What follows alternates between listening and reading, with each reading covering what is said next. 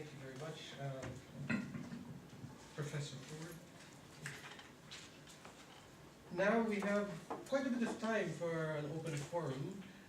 Maybe we can do it this way. I collect like 3 questions from the audience.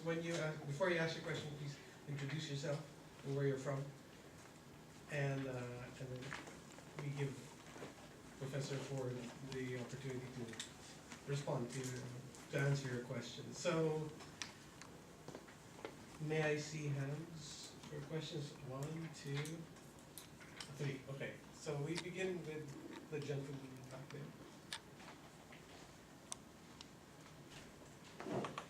Good afternoon, Professor Ford. I'm Erwin Buhawan. Actually, I'm representing 2 organizations. One is FDC, and the other one is a migrant organization called Kandungan Center Foundation. It's also an affiliate of Migrant Forum in Asia. So I would like to thank you for sharing with us. Actually, our work with MFA now is all about how do we link migrant NGOs and the trade union. As our experience in campaigns now, we're having difficulties, especially what we call the strategic litigations in Middle Eastern countries where trade unions and NGOs are prohibited. So right now, I think this research might help us to, first of all, assess our work. And at the same time, I think one question that I would like to raise, there is a research or a book published by Professor Emmanuel Ness. I don't know if you're familiar with him. He has the same research as you are been presenting with us. And I think I agree with you when you're saying that well, trade unions now sometimes treat the migrant workers as someone who are or exclude them as a threat to their job. So I think this research, if possible, if it's completed, we would like to have really a good, a complete copy of it, so we could share it with our members, not only in Kandungan but as in MFA as well. So thank you. Tessa Tadem, Policy Department. Thank you, Michelle, for your lecture. Just wondering the ideological context of these NGO social movements organizing, because like in the I'm not so sure of the other countries, but in the Philippines, it's very much rooted in left politics. So the strategy to pursue has also something to do with the debates in the left. And I can imagine in Europe, for trade unions, there would also be debates, I think, among the left. Maybe we can find this in Indonesia, but not so much in Singapore. So that is what I'd like to know. Thank you. Thank you. Thank you again for that presentation. In the way that we look at migrants as workers, I think what you are also telling us is that we should also interrogate the nexus between class and citizenship and national identity. Now, in which case, the traditional, and this goes to what Tessa referred to as an ideological perspective, in which case the traditional theoretical framework, which might probably be Marxist framework, may find it difficult to respond to the question that centers on that, or the questions that center on that nexus. Now, my question is, what sort of framework would you suggest?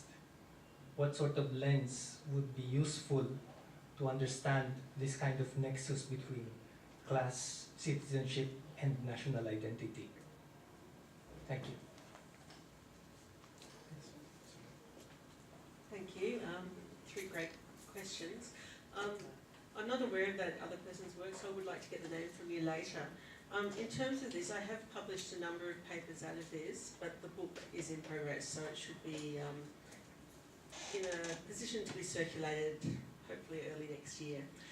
But I can give you some references to some of the pieces I've written around it. It's interesting that, I think it's really good that MFA and its member organisations are persevering with this attempt to engage more with the trade unions, because I realise that it's not an easy thing, particularly in sending country contexts where the impetus for labour unions to engage is even less, because as I said before, the national industrial relations context is not the context in which migrant workers work. So I actually think, although it's good to raise awareness in the sending countries, and if there is, if you are actually exporting, or if it's the migrant workers leaving a country are actually union members, then the passport might work quite well. But in fact, as we know, most people who migrate for work are not union members before they go. So there's all these structural issues about how things that might work in the European context or might not, but how they translate to the Asian context. And I think the Middle Eastern context is another whole level of difficulty. And I must admit to my cowardice in partly in, I mean, 7 countries I figured was enough, but I think the issues in Asia are complicated enough, and in the Middle East you're facing another whole level of complication. And I'll be very interested to see what you do as that work develops, that collaborative work develops. In terms of the ideological aspects, this is a really interesting question, because of course the left lost in Europe.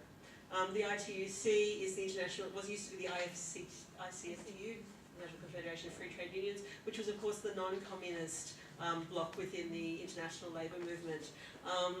Post-communist Europe, the communist old communist unions aren't doing too well. So really, in the broad ideological question, it's very much at the centre, or perhaps even a little centre-right, right?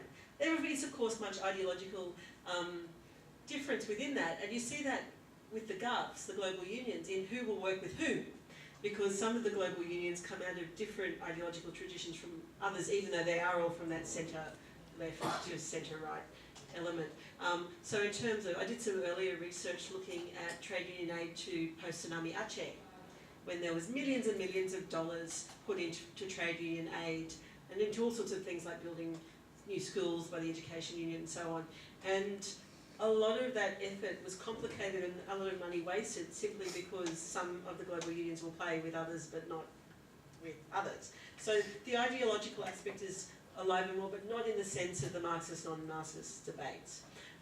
Which comes to your, well, just as a footnote for that, of course, in the Philippines context, the gap between, say, MFA and Migrante, for example, it also reflects that kind of tension. So perhaps that tension is more evident in the Philippines context than it is in most other places. It's certainly not that evident in Indonesia, because the left of the labour movement in Indonesia is very weak and talks to itself mostly. It doesn't actually do that much. So although they're there in a discursive sense, it's actually the centre-left and centre-right that is actually out there organising workers on any sort of scale. So in Indonesia that's not the case. It's certainly, the trade union movement in Malaysia is very conservative, Singapore the same. Maybe you see a little more of that debate in the Korean context, but then in the Korean context the right of the movement, labour movement, is not engaging with migrant workers. So the ideology question is really important, but at the same time, it's not as an ideological space as you might think it could be, and maybe should be. In terms of the nexus between class citizenship and national identity, actually the second piece I published on this was the introduction to the APMJ special edition. I raised this very issue in a very limited way, because my focus is on the labour and social movement aspects of this rather than that broader context. Clearly, it's very interesting to think about how labour migration feeds into the citizenship, class and national identity nexus. And in some ways, it's a good way to actually problematise citizenship for people in their own country, both in the sense of being so disenfranchised in a sending country that you choose to go overseas, though of course we should recognise that many people do make a positive choice to go overseas. It's not always the push factors that NGOs focus on mostly. But in the host country, there's also a lot of disenfranchisement of local workers who are in the informal sector or who are in the margins of the formal sector as well. And I think it's interesting how we can use the lens of temporary labour migration to reflect and refract the position of local precarious workers through that prism. So citizenship, I think, one thing that the migration literature is such a mixed bag, right? But some of the better parts of the migration literature, what is often peripheral observations on citizenship are actually quite useful to scholars who are thinking more deeply about citizenship, because it problematises citizenship of citizens as well as of non-citizens. And you know, there are various concepts that go on with that. In terms of class and national identity, yeah, I agree. It's very much thinking of it as a triangle, but taking them separately. The class question is also very interesting because most of the people who migrate from Indonesia, at least, I might ask our colleague in the back to speak about the Philippines, but from Indonesia, the people who migrate are not people who've worked in formal sector workplaces. They're not people who've been exposed to sort of collective concepts of identity as workers. So often, this is the other element of the migrant to worker thing. I mean, many of the people leaving Indonesia don't think of themselves necessarily as capital W workers either. And this is another reason why it's quite difficult in the host country context, not just because migrant workers are temporary and therefore you organise them, they go home, but also because they don't come with a preconceived or a conception of what a trade union is, what it does. They might be quite concerned about joining that sort of organisation for historical reasons, if they're from Indonesia, where unionism was traditionally very much associated with the left. That they actually, it's really hard work sometimes to organise people through a workers' organisation, even if it's not a capital C class-based workers' organisation. And we can see that in the relative ease with which ethnic associations and other forms of home country organisations have actually perhaps been able to achieve quite a lot of that organisational push more quickly. The problem is that, like other informal forms of organisation, ethnic associations don't have access to like NGOs, they don't have access to the labour relations system either. So it's easier to get it going, it's easier to make it work, but it doesn't actually do that hard work of getting into the system. And that's why I think NGOs are persevering, and I was interested in your comments on that, are persevering with engaging with the unions even when it is really hard work. Thank you. You can have a second round. Hands. Just one round. The other professor, okay. Other professor Taden. At Tandem Asian Center. I'm actually going to dwell on two previous issues that were raised earlier. One is on ideology and the other is on identity. Although the two questions are not really related. But my first question regarding ideology has to do with your point about unions not being interested in the welfare or whatever of migrant workers. And I was wondering whether there is a distinction between left-wing unions and right-wing unions. And the hypothesis there, of course, is that left-wing unions should be more open and supportive of migrant workers under the Workers of All Countries Unite paradigm. Is this a correct assumption to make? That's my first point. The second point has to do with identity. A prominent left-wing Japanese intellectual, Kinhide Mushakochi, has hypothesized that as a result of this diaspora of workers moving from one country to another and often settling permanently in their host countries, excuse me, they now have come to acquire dual and sometimes even multiple identities, and therefore this is a way by which boundaries of the nation state are breaking down, but also the concept of a single national identity also breaks down. I was wondering whether this particular phenomenon you have encountered in your studies. Thank you. Further questions? Yes, in the back.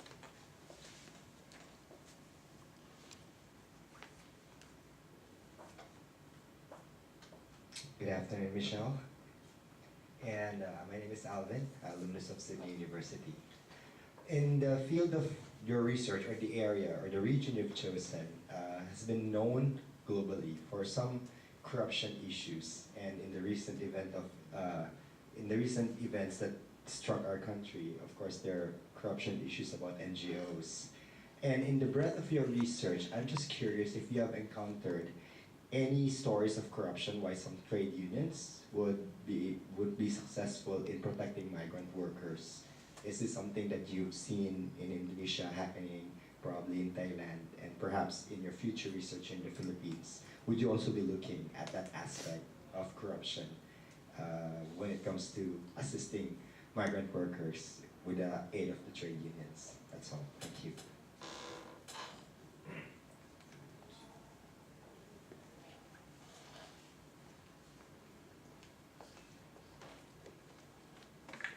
Joy Chavez from Action for Economic Reforms. Around 8-10 years ago, when we started talking to migrant and groups and trade unions here, and also known labor activists and academics, and proposing to them the idea of marrying migrants' rights with workers' rights, and the response across the board is it's too idealistic. It's very difficult to achieve, and it's not like decades ago. It's 8-10 years ago. Of course, right now the sentiment is changing. Has changed a lot, but I think part of the problem, particularly in the Asian context, is first the worker problem. Right, unionization is down.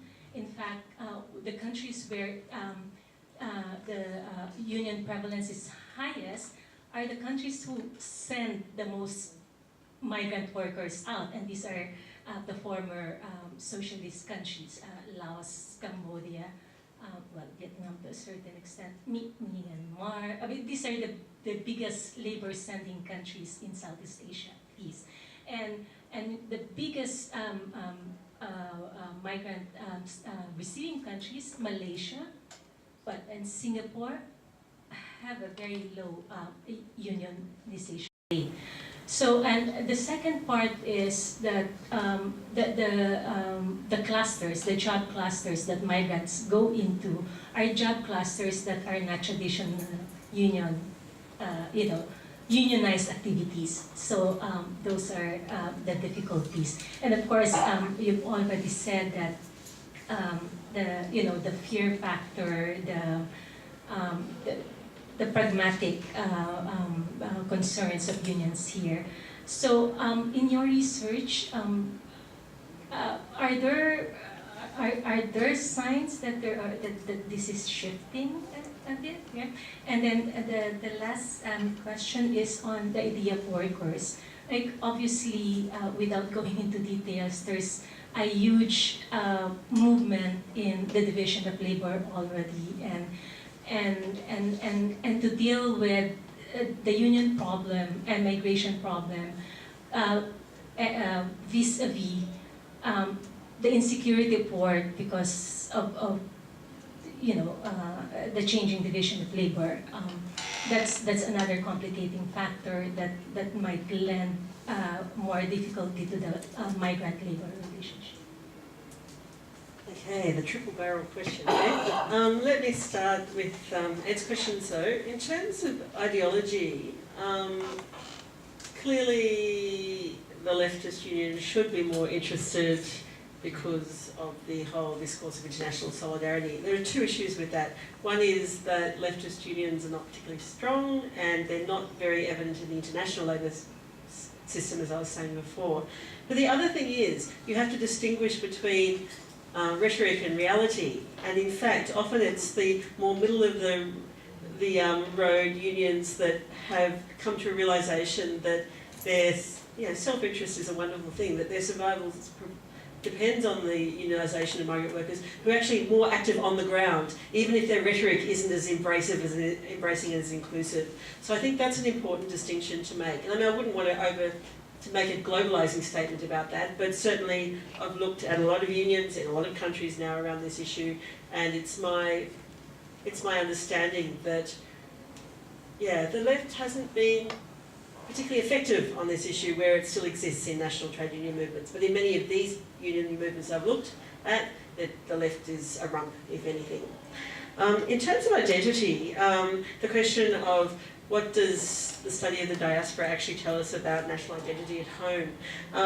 I guess my first observation would be that national identity at home was never one single thing in any case. So if looking at a diaspora helps us realise that, then that's a good thing. But it's actually, it increase the layers of complexity around that, but it's not actually creating a new phenomenon. It's simply expanding on the multiplicities that exist within a national identity, particularly in post-colonial states, in any case, despite national nation-building efforts. And in terms of corruption, Australian unions are going through a little crisis at the moment because some of them are pretty corrupt. In terms of my field site, I can't say that I've actually been out on the corruption hunt. I do know, and I've written about this in my earlier work on the Indonesian labour NGOs, there's lots of things about the international aid system, whether it be traditional G2G aid or whether it be aid through social movements, through NGO networks and so on, that encourages practices that could be understood as corrupt. So I'm sure everyone who's had anything to do with an NGO knows of cases where salaries have been bumped a bit up, a bit on paper to give a little bit of money, not for people's pockets, but for organisational costs that aren't covered by donors. Similarly, within the trade unions, they might apply for money for Project A, and they do Project A, but they might just take a little bit of that money to help with Project B. It's whether you call that corruption or not. I think I had a big debate with FES in Indonesia about their accounting practices, which are very high level. But in Indonesia, and it may be or not be the same here, it's impossible to get the kind of receipts that their system required. So people would just make them. So you actually, sometimes the strictures of aid flows and so on can actually encourage corruption or what could be understood as corruption. And then the thing is, once you've done that for something, it's a slippery slope, isn't it? So I think it's a very complicated issue, but it's not an issue that I think particularly even if I did a deep study of those sorts of things, and I do want to mention one thing before I stop talking about what you've suggested, but I'm not sure it would actually change my analysis of these other things. If you are interested in the issue of corruption and reasons behind corruption and so on, a PhD student of mine, Wayne Palmer, has submitted his thesis. It's not still under examination, but his field was actually ethnographic work with bureaucrats in the Indonesian system, asking them about why they did corrupt things in relation to labour migration. And because he's the sort of researcher he is, big, tall, skinny redhead with perfect Javanese as well as Indonesian, they were very happy to tell him. And so he tried to unpack some of the reasons for what discretionary practices and where discretion actually bleeds into corruption and so on. And even where people were quite aware that what they were doing was not permitted, sometimes that was actually, there's a lot of pocket lining as well, but sometimes it was actually because they believed that was the only way they could get their institutional goals achieved. So I'd like to just, on the corruption issue, because as a scholar of Indonesia, of course, we all think about corruption, I think that's a really quite a good reminder that corruption's a bit like the boogeyman, isn't it? It can be used as a spectre, and sometimes it's much more complicated and much more nuanced than we might first think. Joy, your big list of questions. I wasn't really sure about what you meant by marrying migrant rights and workers' rights. I tried to make it clear, maybe I wasn't clear enough, that and this sort of speaks to a number of your questions, that if we think of the labour migration regime as being a domain that's defined by two axes, at the very heart of my argument is the recognition of the fact that where you sit on that plane, and the plane can include the citizens as well, but where you sit on the plane really determines how much you have access to the mechanisms of industrial relations, but also how that intersects with migration status. So I agree absolutely that it's putting two very complicated things together, but the reason I think we have to do it is because it reflects the reality. You cannot understand a migrant worker without understanding their migration status, but you cannot understand a migrant worker without understanding their industrial relations position and their position in the labour market either. And that is, as I said before, equally true for citizens as for migrants. So I guess your follow-up question would probably be, sorry, I'm just having one of these. I'm getting a scratchy throat from talking too much.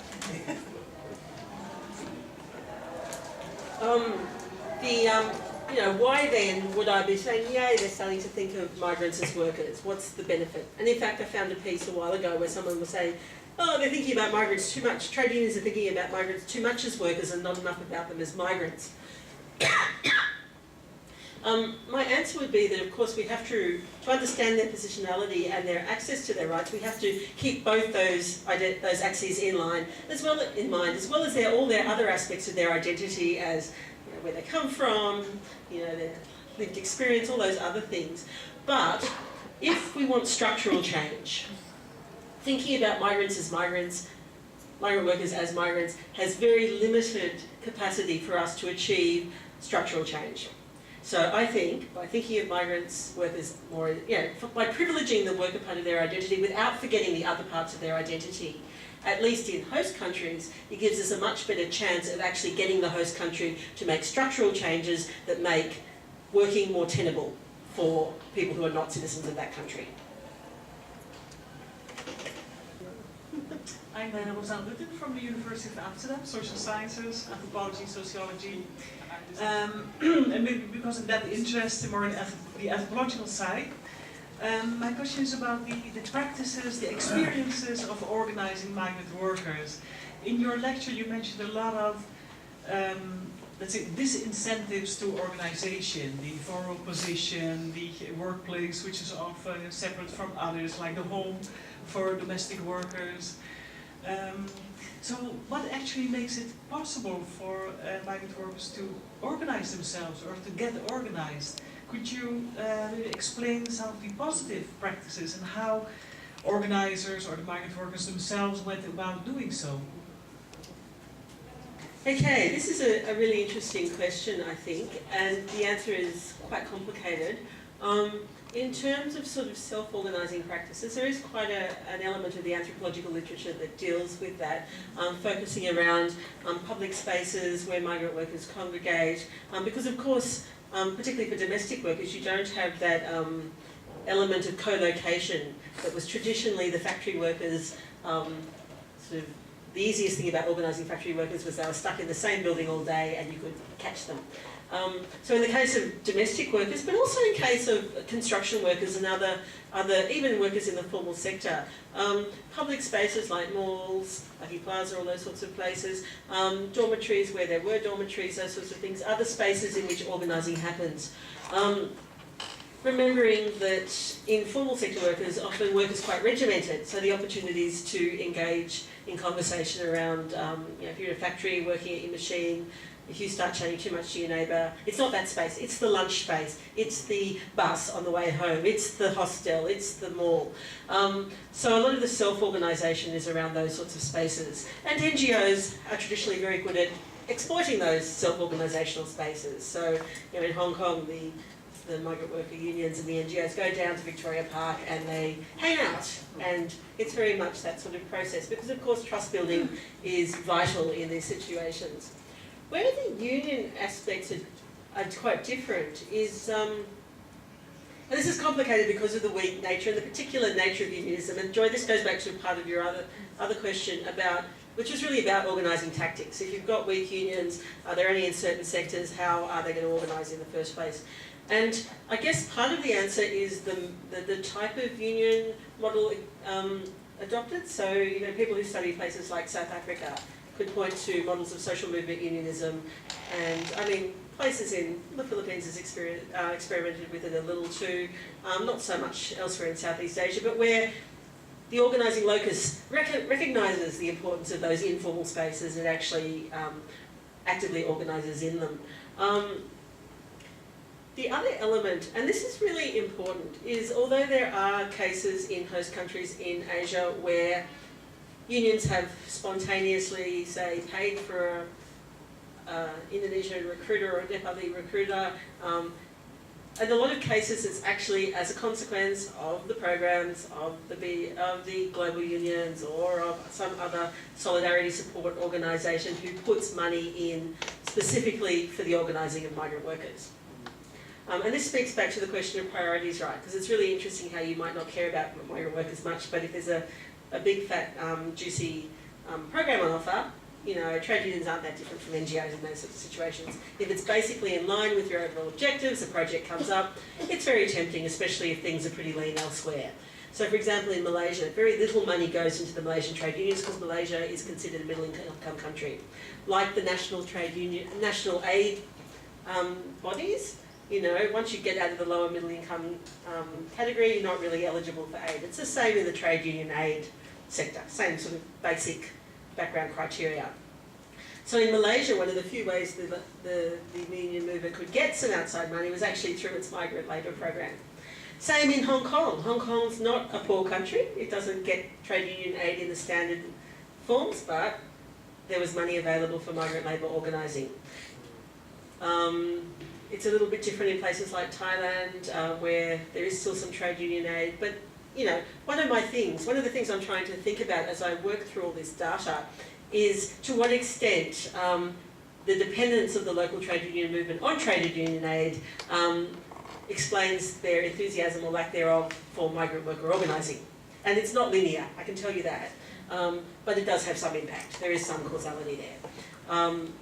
Once that program is funded, it really depends a lot on the personalities and the structures involved. So unions that have good organising tactics for their local members are in a better position to, because organising migrant workers, there are similarities and there are differences, but if they've got good organising tactics for their local members, they're more likely to be able to adjust and have good organising tactics for migrants and take on the extra things that are required to do that. If they're just really bureaucratic and have depended traditionally on check-off systems, if their service unions are basically about check-off systems, then they don't know how to organise anyone. So it's not like they're going to suddenly become experts at organising migrant workers. They might hire in someone who has those skills, if they've got the money to do that, but then that can often cause some tensions within the organisation because it's different from the organising culture or lack thereof. So I'm not sure whether I've answered your question. You might have wanted to hear more about the really base level stuff, but there are layers and layers, and it's all very dependent on the histories of the organisations, their resources, their relationship with other organisations and so on.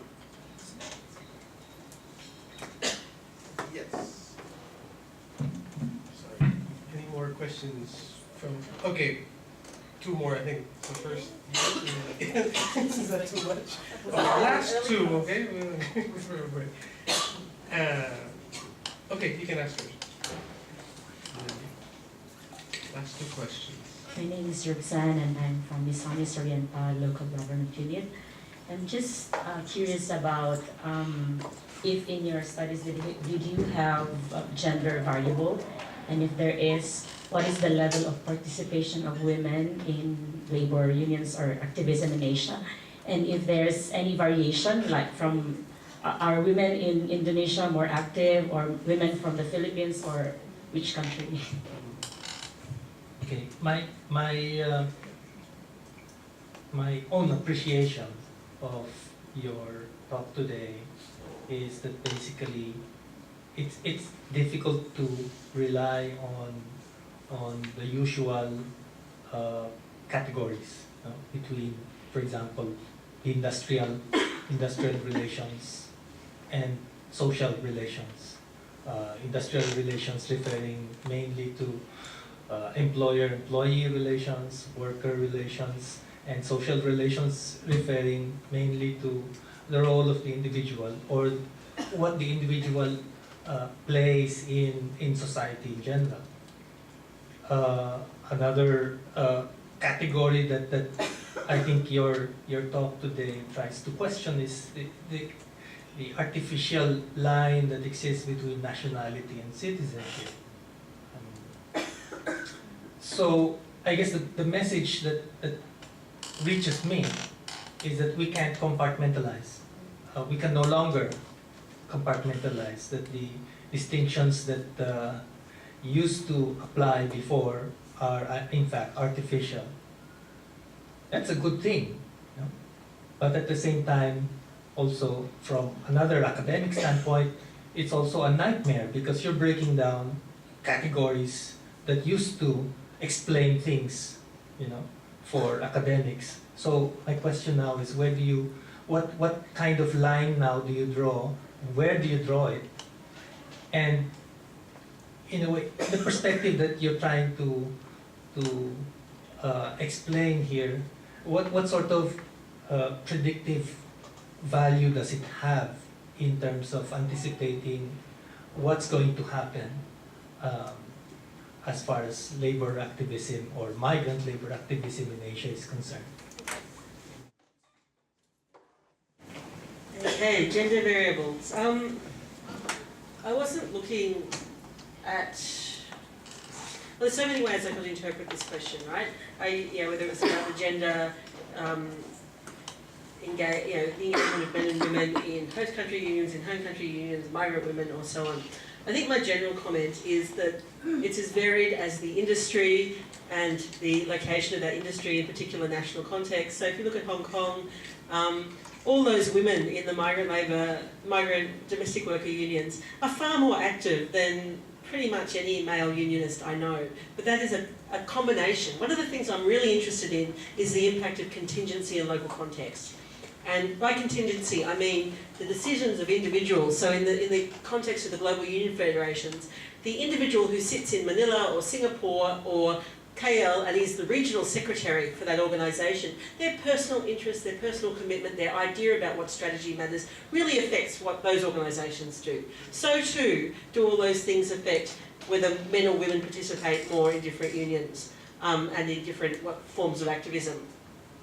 If you're talking about home country unions, it's a totally different perspective, right? For example, in the metal workers union in Indonesia, one element of that is the electronic workers, and most members are women, but the executive of it is men. So that's not unusual, right? In female-oriented, female-dense positions, but in the formal sector.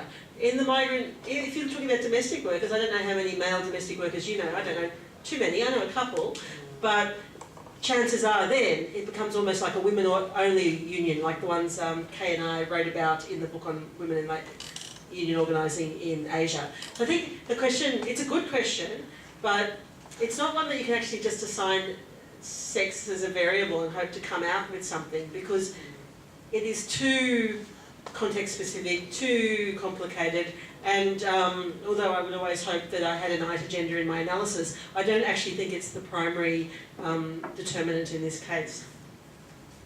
Okay, breaking down the boundaries. This is always interesting for an Australian, because Australia has long believed in interdisciplinary, multidisciplinary work that actually, and those of us in area studies centres understand this better than most, that if you actually want to take a problem and analyse why that problem exists or where it's going, one discipline is seldom enough.